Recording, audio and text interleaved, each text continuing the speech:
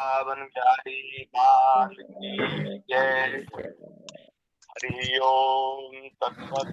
श्रीमते रामचंद्राय नमः।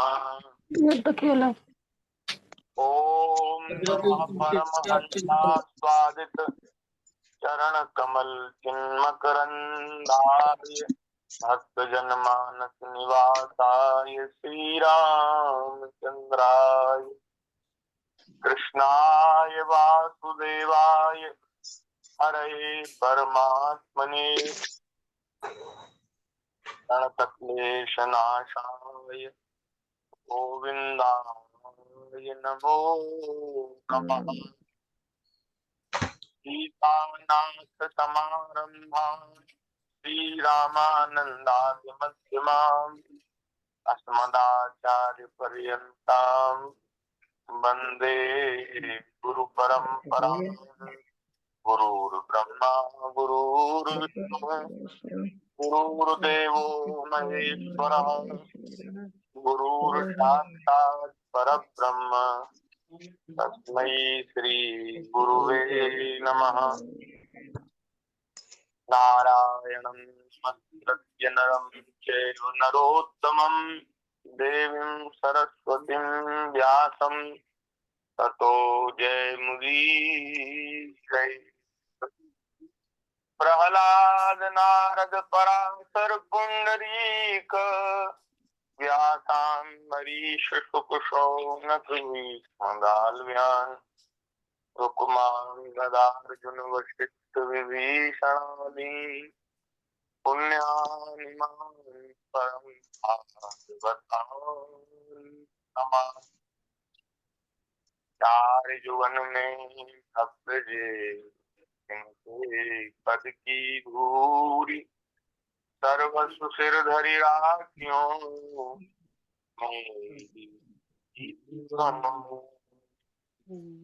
भक्त भक्ति भगवंत गुरु चतुर नाम एक इनके पद वंदन किए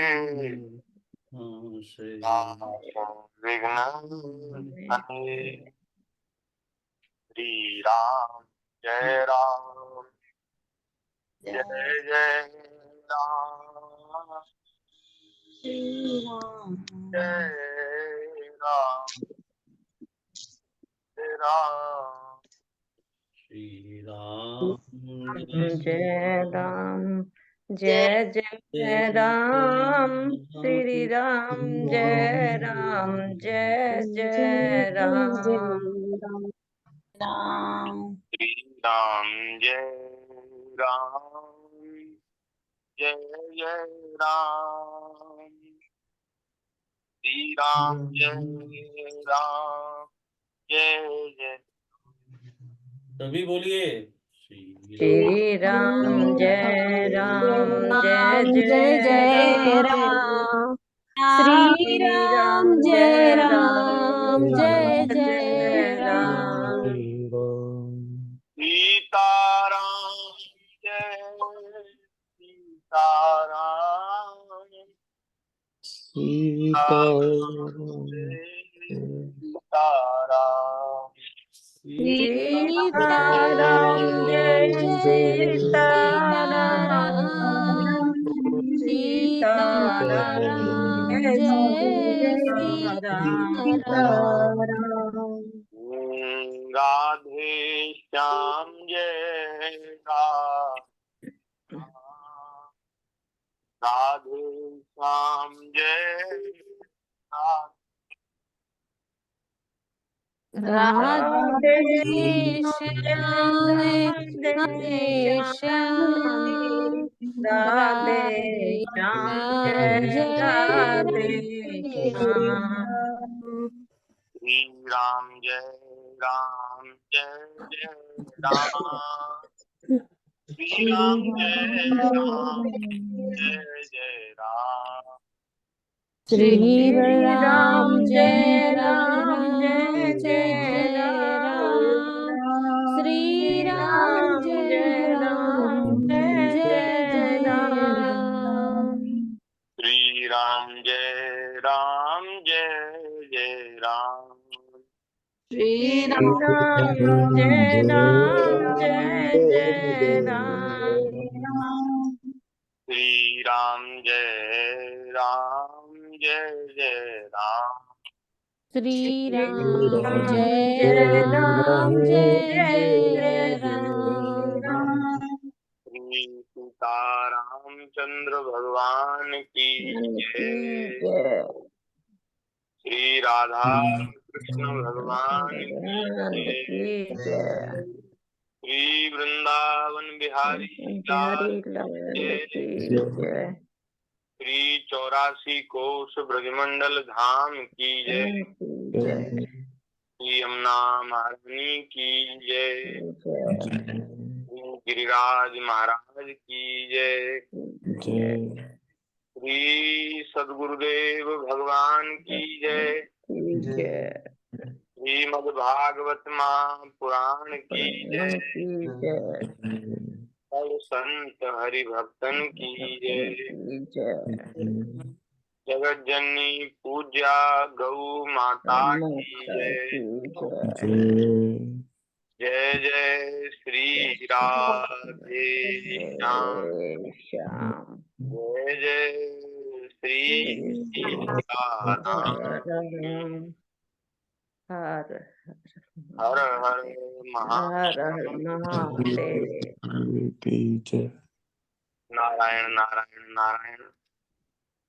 भक्त वांछा कल्पतरु भक्त वत्सल शरणागत वत्सल बंधु दया सिंधु असंख्य कल्याण गुणगण निलय अकारण करुणा वरुणालय सच्चिदानंद घन परमात्मा परब्रह्म भगवान श्री राधा श्याम सुंदर प्रभु श्री वृंदावन बिहारिणी बिहारी जी की हम लोगों के ऊपर अतिशय कृपा करुणा है, अत्यधिक कृपा करुणा है, जिसके फलस्वरूप हम लोगों को मनुष्य जीवन का सर्वोत्कृष्ट लाभ सत्संग श्रीमद् भागवत जी की मंगलमयी रसमयी कथा के माध्यम से प्राप्त हो रहा है। हम सब लोग बड़े भाग्यशाली हैं। भगवान की कृपा से ऐसा संयोग बना है कि हम सब लोग अपने अपने घरों में बैठकर दूर दूर से भी सब विज्ञान के उपयोग से जूम मीटिंग ऐप के माध्यम से ऐसा भगवान की कृपा से ऐसा देखो ये तकनीक भी इतनी तरक्की कर गई है कि उनका सदुपयोग करते हुए हर एक चीज का सदुपयोग है, हर एक चीज का दुरुपयोग है। हम चाहे तो किसी भी चीज से बढ़िया काम कर लें, हम चाहे तो खराब काम कर लें। तो हम लोग कैसे भाग्यशाली हैं कि तकनीकी का विज्ञान का सर्वश्रेष्ठ उपयोग भगवान की चर्चा सत्संग करके हम लोग कर रहे हैं। ठाकुर जी की कृपा है, हमारा कुछ नहीं, भगवान की कृपा से ऐसा संयोग बना है। तो भागवत जी का सत्संग चल रहा है। अष्टम स्कंद में 8वें स्कंद में श्री बलि वामन भगवान की कथा हम सब लोग श्रवण कर रहे थे।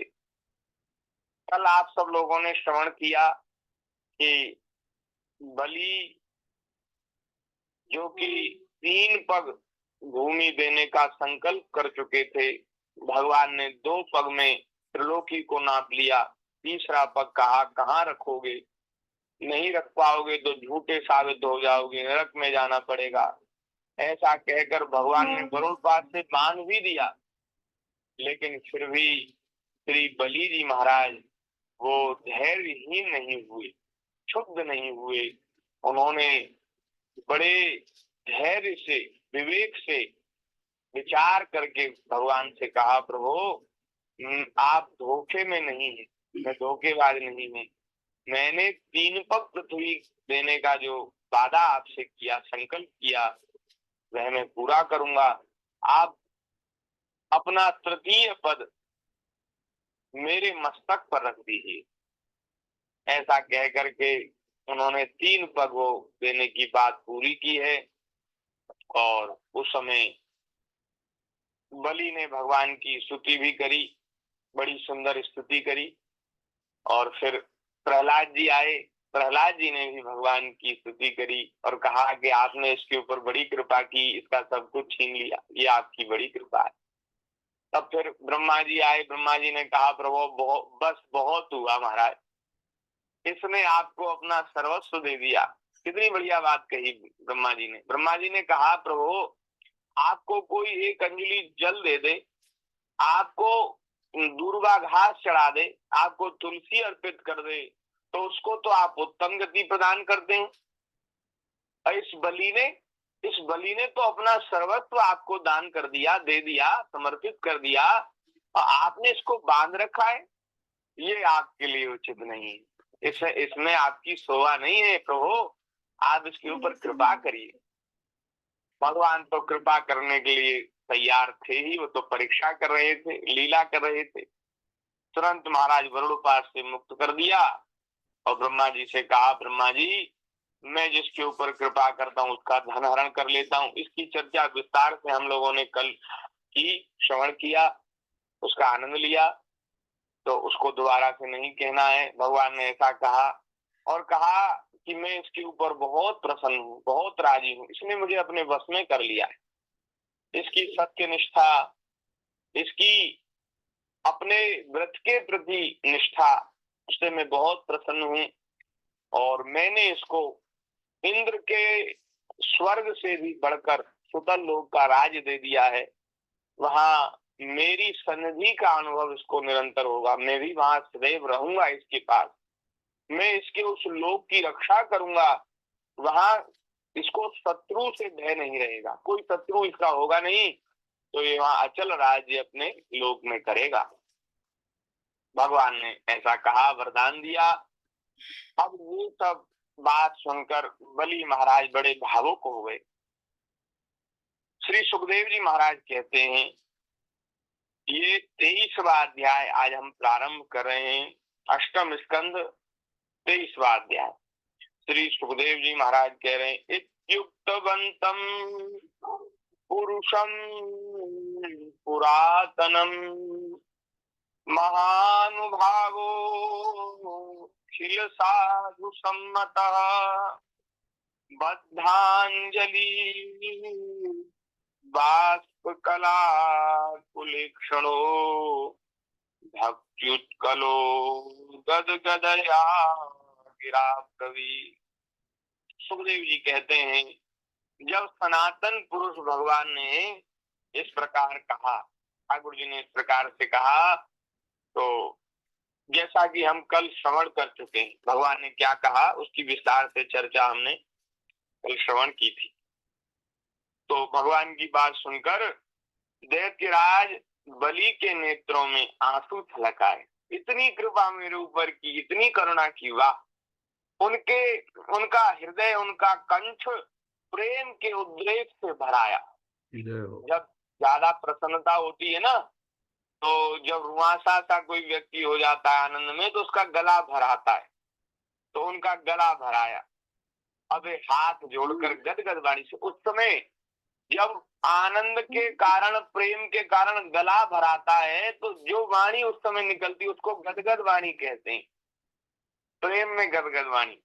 तो गदगद वाणी से उन्होंने भगवान से कहा, श्री बलि रुवाच, बलि ने कहा, हे प्रभु मैंने आपको ठीक से प्रणाम भी नहीं किया, केवल प्रणाम करने मात्र की चेष्टा की, उसी से मुझे वह फल मिला जो आपके चरणों के शरणागत भक्तों को प्राप्त होता है। जो आपकी भक्ति करते हैं, जो अपना सर्वस्व आपके चरणों में न्योछावर कर देते हैं, उन भक्तों को जो फल मिलता है वो आपने कृपा करके मुझे दे दिया। मैंने आपकी क्या सेवा की? मैं तो अपने राजा अपने के अहंकार में था, मैंने ठीक से आपको प्रणाम भी नहीं किया। बड़े बड़े लोकपाल और देवताओं पर आपने जो कृपा कभी नहीं की, वह मुझ जैसे नीच असुर को सहज ही प्राप्त हो गई। बड़ी कृपा की। अहो प्रणामाय कृतः समुद्यमः प्रपन्न भक्तानां पुरुषार्थविदो समाहिताः यल्लोकपाले त्वदनुग्रहो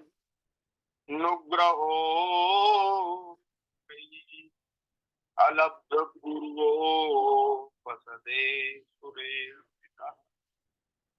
हे प्रभु, आपने बड़ी कृपा की, हरि तुम बहुत अनुग्रह कीनो। आपने बड़ी कृपा की। श्री सुखदेव जी महाराज कह रहे हैं कि यों कहते ही महाराज बलि जो हैं बड़े आनंद में मग्न हो गए। वे इससे आगे कुछ कह नहीं पाए, उनका गला रुक गया। तब उन्होंने भगवान ब्रह्मा जी और शंकर जी को प्रणाम किया। इसके बाद बड़ी प्रसन्नता से असुरों के साथ सुतल लोक की यात्रा की। इस प्रकार भगवान ने बलि से स्वर्ग का राज्य लेकर इंद्र को दे दिया। अदिति माता ने जो व्रत किया था, अदिति माता ने जो पयोव्रत किया था, उसके फलस्वरूप भगवान ने अदिति की कामना पूर्ण की और स्वयं उपेंद्र बनकर वे सारे जगत का शासन करने लगे। जब प्रहलाद जी ने देखा कि मेरे वंशधर पौत्र राजा बलि बंधन से छूट गए हैं और उन्हें भगवान का कृपा प्रसाद प्राप्त हो गया, तो वे भक्ति भाव से भर गए और उस समय उन्होंने भगवान की स्तुति की। श्री प्रहलाद जी ने कहा, प्रहलाद जी ने भगवान की स्तुति करी। प्रहलाद जी कह रहे हैं, नेमं तिरिंचो लभते प्रसादम न स्त्री न सर्वा किमुता परेण्यं यन्नो सुराणां चतुर्पादो विश्वाभिवन्धेरभिवन्तान्धि।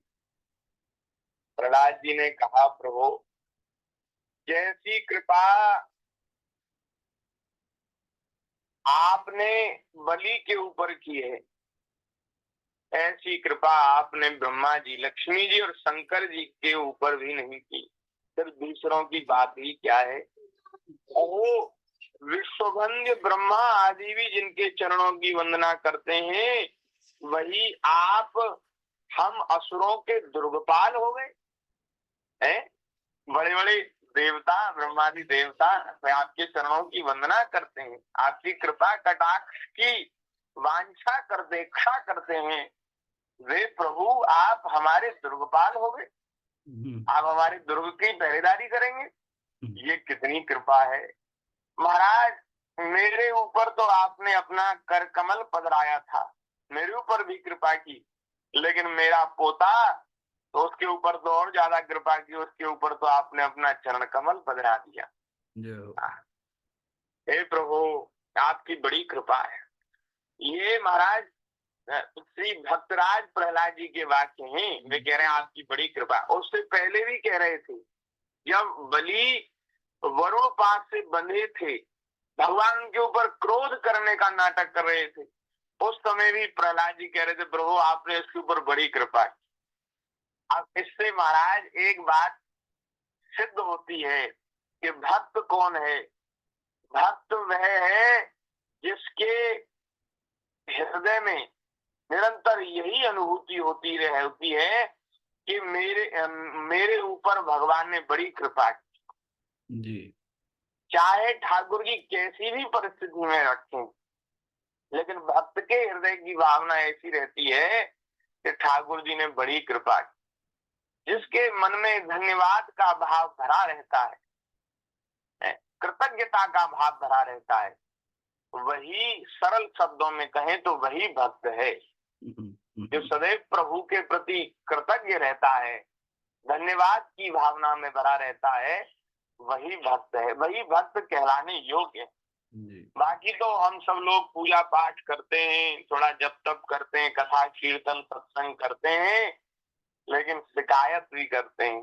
तो हम कैसे हैं क्या हैं सब ठाकुर जी जानते हैं, हमारा हृदय भी जानता है, लेकिन हम छुपाते हैं। लेकिन भैया वास्तव में तो भक्त वे हैं जो कभी शिकायत करना जानते ही नहीं, जो कहते प्रभु आपने बड़ी कृपा की, बड़ी कृपा की।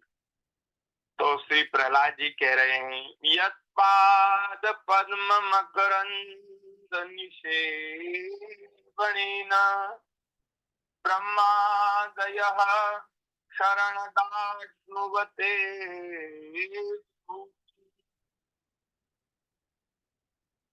कस्माद्वयं कुश्रतयः खलयो नयस्ते दाक्षिण्य दृष्टि पदवीं भवतः प्रणीताः।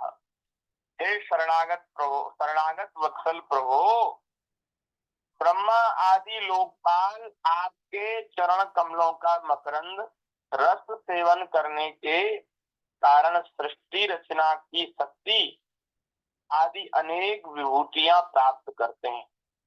जो देवता हैं वो आपके चरणों की आराधना करते हैं और उस आपके चरणों की आराधना का ही ये फल है, ये महिमा है कि वे अपने अपने कार्य ठीक से कर पाते, उनको शक्ति प्राप्त होती। हम लोग तो जन्म से ही खल और कुमार्गामी हैं। हम पर आपकी ऐसी अनुग्रह पूर्ण दृष्टि, हम पर आपकी ऐसी अनुग्रह पूर्ण दृष्टि कैसे हो गई जो आप हमारे द्वारपाल ही बन गए हैं? आपकी कृपा हमारे ऊपर कैसे बरसी? इसका उत्तर प्रहलाद जी भी आगे देंगे, स्वयं देंगे। आपकी कृपा ऐसे हमारे ऊपर कैसे हो गई? इसका मतलब ये है कि आपके दृष्टि में, आपके हृदय में पक्षपात नहीं है। ना तो आप देवताओं को वो करते हैं, सपोर्ट करते हैं, देवताओं का पक्ष लेते हैं, और ना आप किसी से द्वेष करते हैं, किसी को ऐसे करते हैं कि भाई इनसे तो बिल्कुल हमें संबंध ही नहीं रखना। ना तो किसी का पक्ष लेते हैं और ना किसी से उदासीन रहते हैं, उपेक्षा करते हैं। आप जो है अपनी योग माया से खेल ही खेल में त्रिभुवन की रचना कर देते हैं। आप सर्वज्ञ सर्वात्मा समदर्शी हैं, फिर भी आपकी लीलाएं बड़ी विलक्षण जान पड़ती। आपका स्वभाव कल्प वृक्ष के समान है, क्योंकि आप अपने भक्तों से अत्यंत प्रेम करते हैं। इसी से कभी कभी उपासकों के प्रति पक्षपात, भगवान के हृदय में वैसे पक्षपात नहीं है, लेकिन भगवान अपने भक्तों के प्रति पक्षपात करते हैं। अपने भक्तों के प्रति ठाकुर जी के हृदय में अधिक ममता, अधिक वात्सल्य रहता है, और जो विमुख हैं उनके प्रति निर्दयता आप में देखी जाती है। आपका स्वभाव कल्प वृक्ष के जैसे। कल्प वृक्ष कैसा होता है कि कल्प वृक्ष की ऐसी महिमा है कि उसकी छाया में कोई बैठ जाए तो उसको फिर सर्दी, गर्मी, दुख, दरिद्रता नहीं सताती। वो ऐसा वृक्ष है कि कोई मनोरथ किया जाए उसके नीचे बैठकर छाया में, तो सारे मनोरथ सिद्ध हो जाते हैं, सब पूर्ण हो जाता है। तो अब कोई व्यक्ति कल्प वृक्ष की छाया में तो आया नहीं और वो कहे कि अरे कल्प वृक्ष तो झूठा है, कल्प वृक्ष ये इसकी जो महिमा है वो वैसे ही बढ़ा चढ़ा दी गई है, ये तो व्यर्थ है, झूठा है, ये तो हमारी मनोकामना को पूरा करता ही नहीं। तो भाई उसकी एक शर्त है ना, कल्प वृक्ष आपके मनोरथ पूरा करेगा, लेकिन उसकी शर्त ये है कि आप उसकी छाया में बैठे, आप उसकी शरण में आ जाएं, तब वह अपना काम करेगा। तो आपने तो उसकी सन्निधि ली नहीं और आप उसकी निंदा करने लगे, तो ये जो बात है ये ठीक नहीं है। तो ये तो सामने वाले की ही कमी है, कल्प वृक्ष की तो कमी इसमें है नहीं। तो ऐसे ही भगवान का स्वभाव है। लोग कहते अरे भगवान ने हमारे साथ बड़ा बुरा किया, भगवान हमारे ऊपर दया नहीं करते, भगवान की तो हमारे ऊपर कृपा ही नहीं, ऐसा लोग कहते। इसका मतलब ये है आपको उनकी कृपा का अनुभव नहीं हो रहा। इसका मतलब ये है कि आप उनकी सन्निधि में नहीं आए, शरण में नहीं आए। ठाकुर जी की शरण में आ जाए तो फिर वो ना तो भूख प्यास रहेगी, न सर्दी गर्मी रहेगी, न दुख दरिद्रता रहेगी, कुछ नहीं रहेगा। फिर तो बस यही कृतज्ञता का भाव रह जाएगा, जो अभी हम कह रहे थे, कृतज्ञता का भाव, धन्यवाद का भाव रहे। प्रभु आपका बहुत बहुत धन्यवाद। तो भगवान का स्वभाव कल्प वृक्ष के जैसे है, तो कोई भगवान को दोष न दे कि अरे ऐसा हो गया वैसा। आपने भगवान की शरण नहीं ली, आप उनकी सन्निधि में नहीं गए और ऊपर ऊपर से कहते हैं, तो ये आपकी कमी, हमारी कमी है, इसमें भगवान की कमी नहीं है।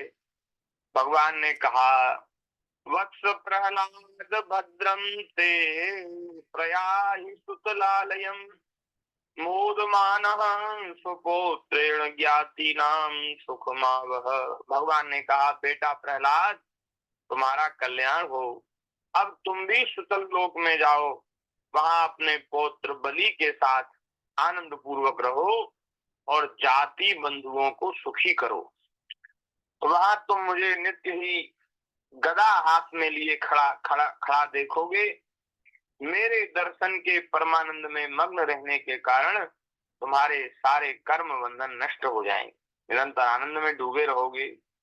सुखदेव जी ने कहा हे परीक्षित, समस्त दैत्य सेना के स्वामी तो शुद्ध बुद्धि प्रहलाद जी ने जो आज्ञा कहकर हाथ जोड़ भगवान का आदेश मस्तक पर चढ़ाया, फिर उन्होंने बलि के साथ आदि पुरुष भगवान की परिक्रमा की, उन्हें प्रणाम किया और उनसे अनुमति लेकर सुतल लोक की यात्रा की।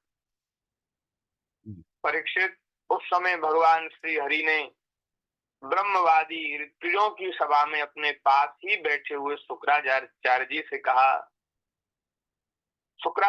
से कहा, ब्रह्मन, आपका यह शिष्य यज्ञ कर रहा था और उसमें मेरे आने से ये सब महाराज यज्ञ का जो वो चल रहा था विधि विधान, वो सब रुक गया, स्थगित हो गया, ये सब इतना नाटक हो गया, लीला हो गई, तो उसमें जो कमी रह गई है उसे आप पूर्ण कर दीजिए। देखो भगवान कैसे कैसे लीलाधारी हैं कि सब काम हो गया, लेकिन फिर भी भक्त की ऐसी ठाकुर जी सार समार करते हैं, कोई बात बिगड़ने नहीं देते। बोले जो यज्ञ में कमी रह गई है उसको भी कमी क्यों रहने दो, पूरी करो उसको।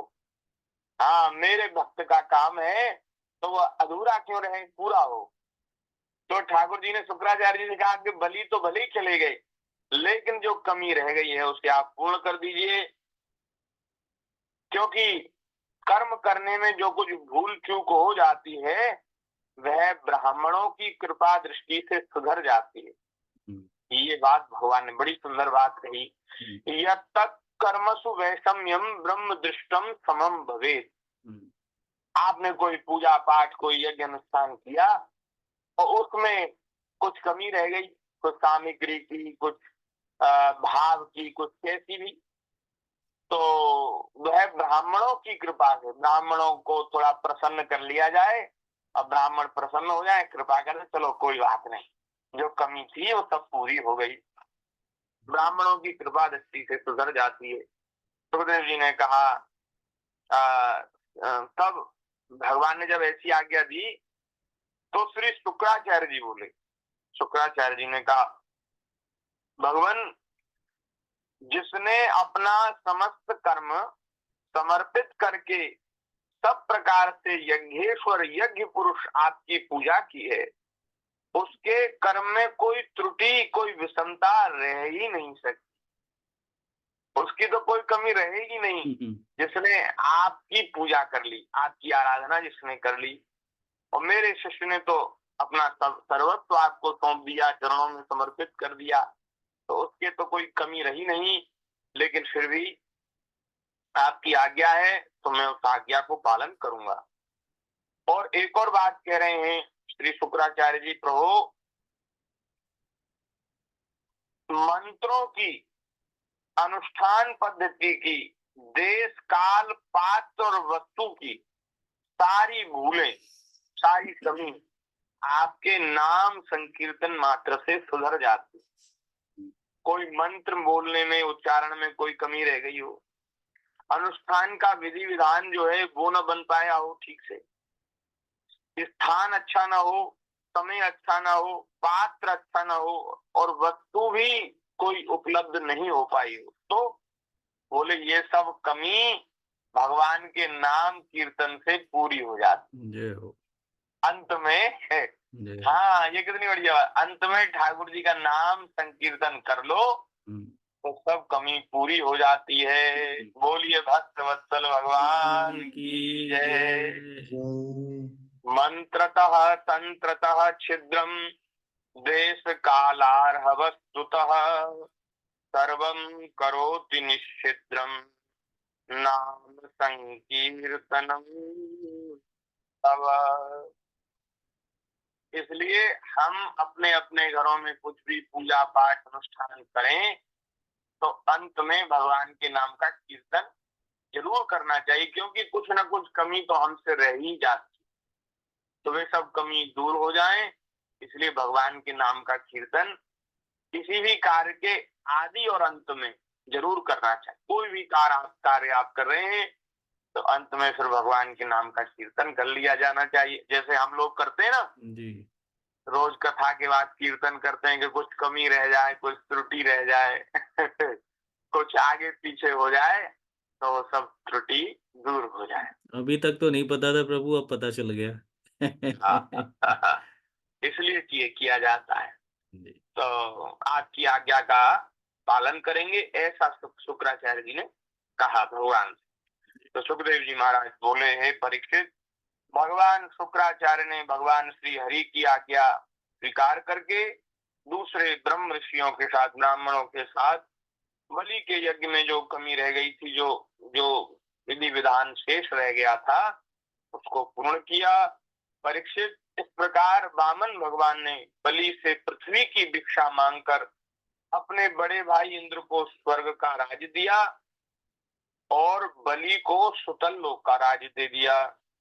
इसके बाद प्रजापतियों के स्वामी ब्रह्मा जी ने देवर्षि, पितर, मनु, दक्ष, भृगु, अंगिरा, सनत कुमार और शंकर जी के साथ कश्यप और अदिति की प्रसन्नता के लिए तथा संपूर्ण प्राणियों के कल्याण के लिए समस्त लोक और लोकपालों के स्वामी के पद पर भगवान श्री वामन का अभिषेक कर दिया कि भगवान वामन ही अब सभी देवताओं के स्वामी हैं और समस्त लोक और लोकपालों के भी स्वामी हैं।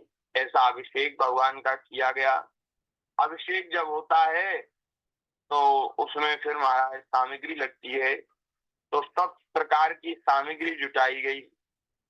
वेद, समस्त देवता, धर्म, यश, लक्ष्मी, मंगल, व्रत, स्वर्ग और अपवर्ग सबके रक्षक के रूप में सबके परम कल्याण के लिए सर्वशक्तिमान वामन भगवान को उन्होंने उपेंद्र का पद दिया। इस समय सभी प्राणियों को उस समय अत्यंत आनंद हुआ। इसके बाद ब्रह्मा जी की अनुमति से लोकपालों के साथ देवराज इंद्र ने वामन भगवान को सबसे आगे विमान पर बिठाया और अपने साथ स्वर्ग लिवा ले गए। इंद्र को एक तो त्रिभुवन का राज मिल गया और दूसरे वामन भगवान के कर कमलों की छत्र छाया। भगवान बलि के इंद्र के साथ स्वर्ग को चले गए और एक स्वरूप से भगवान सुतल लोक में भी हैं इन बलि के पास। यहाँ भगवान चले गए और भगवान इंद्र के भैया लगते हैं वामन भगवान, क्योंकि अदिति माता के ही पुत्र इंद्र आदि देवता हैं जी।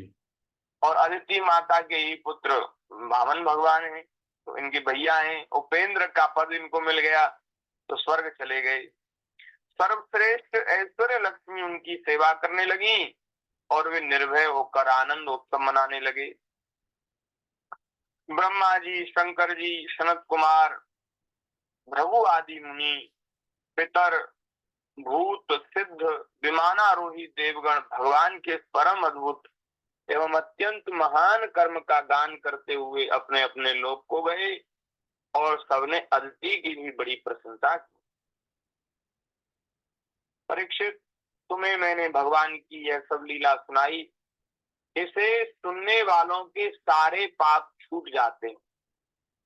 भगवान की इस वामन भगवान की इस मधुर लीला का जो श्रवण करते हैं उनके सारे पाप छूट जाते हैं। भगवान की लीला अनंत है, उनकी महिमा अपार है। जो मनुष्य उसको पार पाना चाहता है वह मानो पृथ्वी के परमाणुओं को गिनना चाहता है। भगवान की महिमा को कोई पार नहीं पा सकता, भगवान की लीलाओं से भी कोई पार नहीं पाता। भगवान के जैसा कोई न कभी हुआ, न है और न होगा।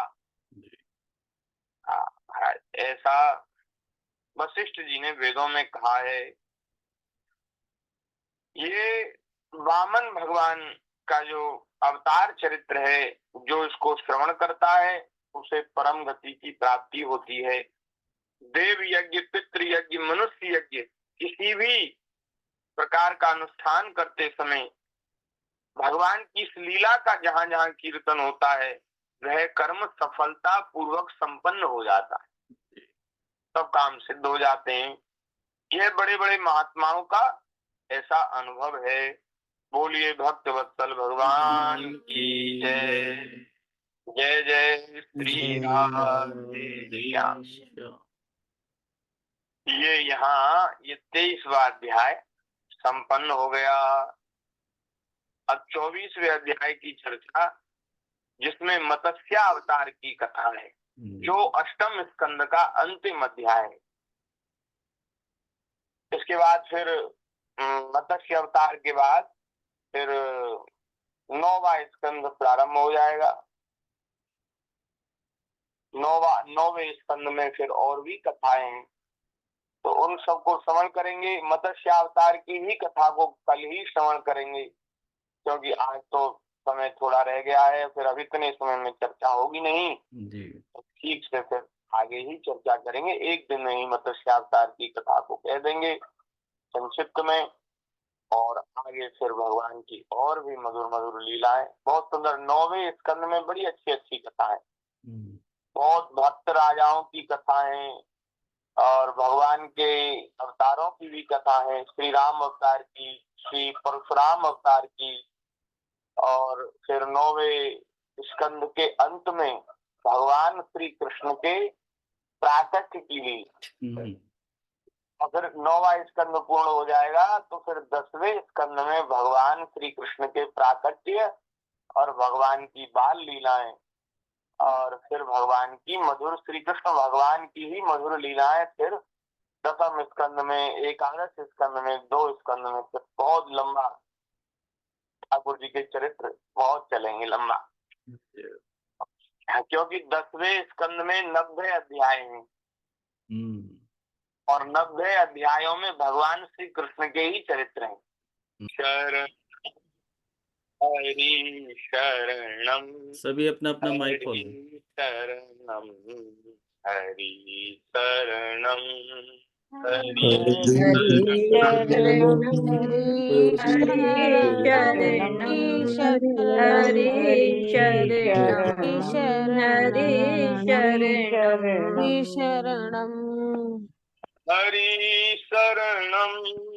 हरि शरणम, हरि शरणम, हरि शरणम, हरि शरणम, हरि शरणम, हरि शरणम, हरि शरणम, हरि शरणम,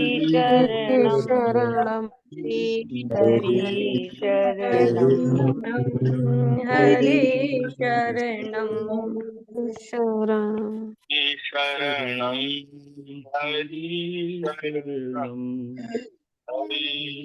शरणम, हरि शरणम, शरणम, शरणम, हरि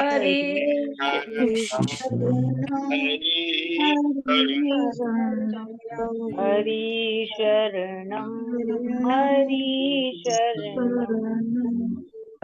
हरि शरणम, हरि शरणम, हरि शरणम, जय जय श्री राम। बोलिए संत श्री राधा कृष्णदास महाराज की जय। जय जय श्री राधे श्याम। जनों को के हृदय से प्रेम प्रभु को नमन। जय नमन। जय जय श्री राधे। सत सत नमन प्रभु जी। जय श्री राधे। हाँ, सभी को प्रणाम। जय जय श्री